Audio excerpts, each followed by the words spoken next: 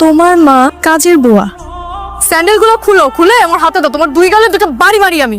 টাকা ফেরত দাও আমার, এক্ষুনি আমার টাকা ফেরত দাও। আমি ছেলে মিথ্যাটা বলে টাকাটা নিয়ে যেতে পারতাম। এই চেহারা দেখছো আয়নায় নিজে? দাঁড়াইছো কখনো আয়নার সামনে? তোমার সাথে আমার যায়? বাস্তবতা বলতে তো একটা জিনিস থাকে, তাই না? রিয়েলিটি শব্দটা শুনছো কখনো? তুমি এক্ষুনি এই মুহূর্তে আমার টাকাটা ফেরত দাও, আর এরপর এই চেহারা জীবনেও যেন আমি না দেখি। তুমি প্রয়োজন আমার সাথে সম্পর্কটা রেখো না। আরো বাজে কিছু বলতে ইচ্ছে করলে বলতে পারো। টাকাটা খুবই দরকার, বুঝছো? জানি রাগ করে আসো, মনে করো ভিক্ষা দিচ্ছ। কেউ তো ভিক্ষা ফেরত দেয় না, তাই না? আমি কথা দিলাম আমি এটা আগের মাসে ফেরত দিয়ে দেবো। প্লিজ আমি টাকাটা নিয়ে যাই, প্লিজ। ভিক্ষা লাগবে না, যা দিলাম ভিক্ষা। এই টাকা তুই রাখ, আর যেন কখনো আমার ত্রিসীমানাও তোমাকে না দেখি।